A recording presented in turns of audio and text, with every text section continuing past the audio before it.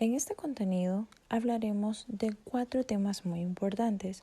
Uno de ellos son los homínidos, el concepto de selección natural, los procesos de mitosis y meiosis, metabolismo, carbohidratos, lípidos y proteínas. Esperamos que disfruten del contenido. Homínidos. Los homínidos. La noción de los homínidos está vinculada a la evolución del ser humano. El término se utiliza para nombrar al ejemplar que pertenece a la orden de los primates superiores, al que tiene que ser humano de tipo Homo sapiens como la única especie sobreviviente. El concepto de homínido se presta a confusiones ya que puede hacer referencia a diferentes cuestiones.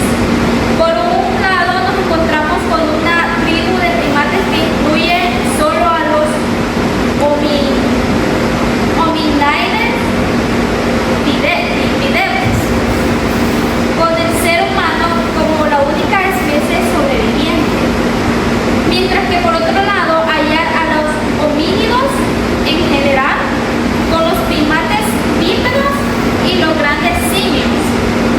Dejando a un lado las controversias especializadas, consideramos que el proceso de hominización tiene su origen sobre todo en dos grandes innovaciones evolutivas, que es el tipedismo y la elaboración de una cultura material, a la que se asocia un aumento de la capacidad craneana. Por tanto, atendiendo a las funciones que cumplen ambas innovaciones, podemos distinguir dos fases. Es el proceso de hominización, la tipestación como factor discriminador de los homínidos y la creciente capacidad craneana como factor determinante de la aparición del género Homo. Siguiendo con la información de los tipos de homínidos, en el siguiente esquema vemos los tipos de homínidos que existieron, como los Australopithecus. El primer homínido conocido de la especie Australopithecus vivió en África en una región comprendida entre las actuales Etiopía y Kenia hace 4 millones de años. Los Homo habilis. Su nombre significa habilidoso o mañoso. Se le considera el primer representante del género Homo. Los restos más antiguos tienen una antigüedad de 2 millones de años y se ha encontrado en el este del sur de África. Los Homo erectus. Erectus significa el camino erguido. Es una especie exclusiva de Asia. Vivió entre 1 millón de años y 300 años. Se han encontrado restos en Asia Occidental. Los Homo antecesor. Antecesor significa explorador. En África, la especie de Homo anger por su parte derivó hacia los Homo antecesor, cuya presencia en Europa, según se ha podido constatar, data hace más de 780.000 años. Los Homo heidelbergensis es una especie estrictamente de Europa. Se han encontrado fósiles en distintas partes de Europa, como Alemania o Francia. Los restos más antiguos datan de hace 600.000 millones de años. Los Homo sapiens. Los fósiles más antiguos se han encontrado nuevamente en Etiopía y datan hace 1.600 millones de años. Se extendieron por toda África entre 150.000 y 100.000 años. Después salieron de África y se extendieron por toda Europa y Asia, desplazando a las otras especies de homínidos. Concepto de selección natural.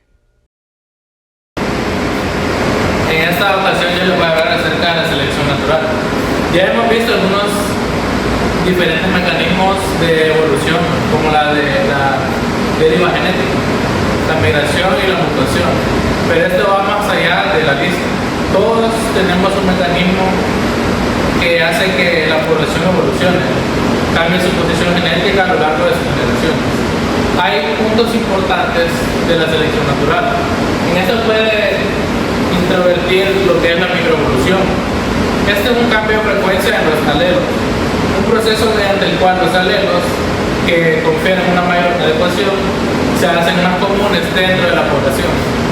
Está la adecuación. Esta es una medida de éxito reproductivo. Esta cuenta con una descendencia que es un organismo para la siguiente generación, en relación con otros individuos dentro del grupo. Está la selección natural, que puede ser en rangos determinados por distintos alelos de un solo gen o sobre varios genes, que se les suele llamar poligénico. El término es que viene de varios genes. La acción natural sobre rasgos determinados es por varios genes y puede tomar forma de selección estabilizadora, selección direccional o disruptiva. En resumen, la selección natural, los organismos con características heredables que les ayudan a sobrevivir y reproducirse en un medio ambiente particular y tienden a dejar más descendencia que otros individuos de su población. Si esto se continúa por generaciones, las características heredables que ayudan a la supervivencia y reproducción serán cada vez más comunes dentro de la población. La población no solo se va a evolucionar, sino que va a cambiar su composición genética, sus rasgos, y se adaptará mejor a su medio ambiente. La selección natural produce una microevolución. Esta opera sobre el fenotipo. Las características observables de un organismo con frecuencia de gran parte en el fenotipo es el producto genotipo de los alelos o versiones anteriores de los genes tienen el mismo organismo. Acá, como pueden ver, está el origen de las especies de Charles Darwin.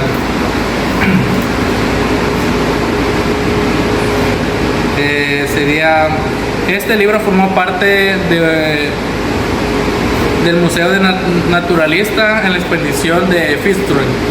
El origen de las especies de Darwin dio a conocer una inmensa reputación a las ciencias, y esta ha sido traducida en varios idiomas, como pueden ver.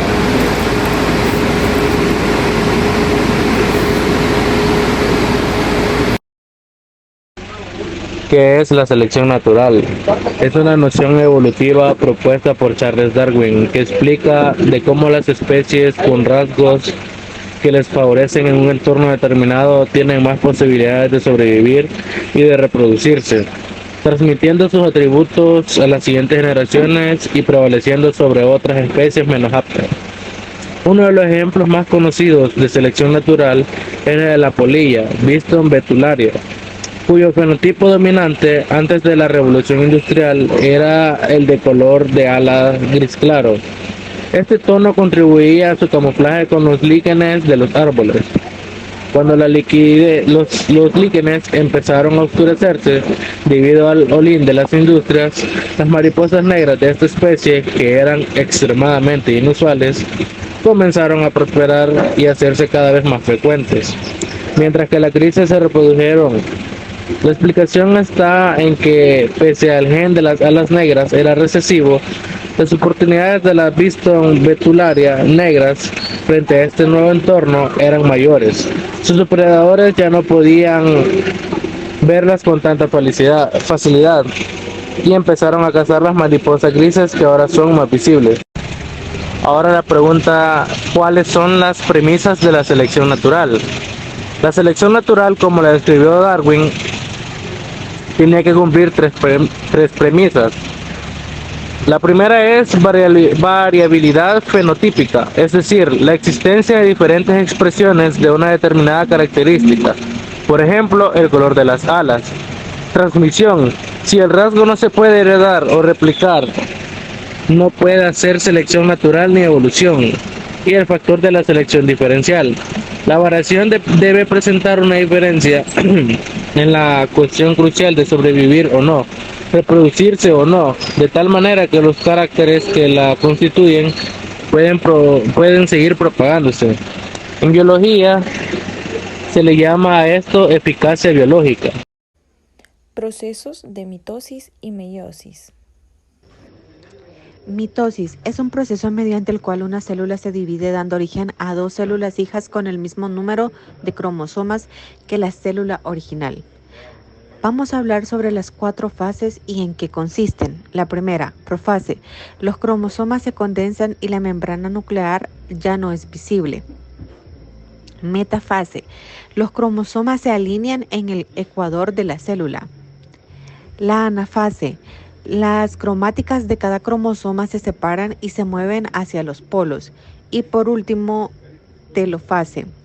Los cromosomas están en los polos y son cada vez más difusos a la membrana nuclear, se vuelve a formar y el citoplasma se divide. La meiosis es un proceso complejo que se caracteriza por 2 divisiones nucleares y al final se obtiene 2 núcleos hijos haploides. Metabolismo, carbohidratos, lípidos y proteínas. Bien, ahora vamos a hablar acerca del metabolismo.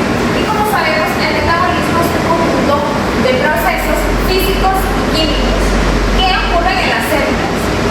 Se encargan de convertir los nutrientes de los alimentos en la energía necesaria que nosotros necesitamos.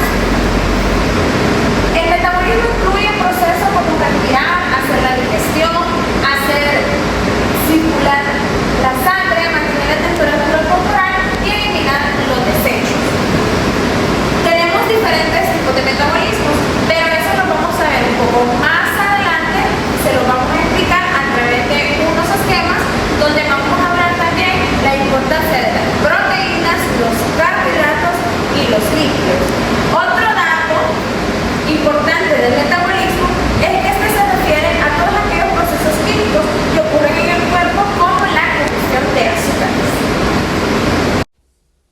En esta imagen podemos observar cómo es el proceso de metabolismo. Existen 2 tipos de metabolismo. El anabolismo, que es la fase de construcción, donde se forman moléculas para generar tejidos y órganos. Y el catabolismo, que es la fase de desconstrucción, donde las moléculas complejas se destruyen para poder obtener energía. Ahora hablemos de los carbohidratos. ¿Qué son los carbohidratos? Bueno, son moléculas que están formadas por 3 elementos fundamentales, que son el carbono, el hidrógeno y el oxígeno. ¿Y cuál es la función de estas? Se encargan de suministrarle energía al cuerpo, especialmente al cerebro y al sistema nervioso, ya que estas funcionan como combustible principal del sistema nervioso. También facilitan el metabolismo de las grasas e impide la degradación oxidativa de proteínas. Interviene también en la regulación de las funciones gastrointestinales y tiene una función estructural, ya que en algunas pentosas forman parte del ADN y el ARN. Bueno, ya en más de algún momento hemos mencionado a las proteínas y vamos a conocer un poco más y recordar lo que hemos visto en clase acerca de las proteínas, ya que las proteínas tienen un lugar muy importante en nuestro cuerpo, ya que estas son generadoras de energía. Las proteínas tienen una función muy importante, ya que estas transportan sustancias. Algunas proteínas transportan sustancias, por ejemplo la hemoglobina de los glóbulos rojos de los vertebrados lleva oxígeno desde los pulmones a todas las partes del organismo, mientras que los invertebrados el transporte de oxígeno lo realiza otro tipo de proteína, que son las hemocianinas. También la proteína son necesarias para la construcción de los tejidos y así formar los huesos, los tendones o la piel. En un músculo hay dos tipos de proteína que son la actina y la miosina. Y estas son muy indispensables para la contracción muscular. Aparte de eso, son una fuente muy importante de energía. Aunque haya menor proporción que los hidratos de carbono o las grasas, algunas proteínas tienen funciones poco habituales. Un ejemplo de este sería los peces que viven en la Antártida a temperatura por debajo de los 0 grados tienen una proteína que impide que su sangre se congele. Y por último tenemos a los lípidos. Los lípidos son moléculas orgánicas solubles en solventes diferentes al agua, ya que estas pues están compuestas por carbono e hidrógeno y en menor proporción de oxígeno, nitrógeno y fósforo. Los lípidos se caracterizan por cómo se disuelven en diferentes líquidos o solventes. La mayoría son insolubles en agua, mientras que se disuelven fácilmente en solventes orgánicos como el éter, el benceno o la acetona. Y con esto finalizo y hacemos un recordatorio acerca de la importancia que tienen en nuestro cuerpo los carbohidratos, las proteínas, los lípidos o grasas, ya que estas nos permiten formar nuevas células, estructurar los tejidos y mantener las señales que existen entre ellos, y un sinfín de cosas más.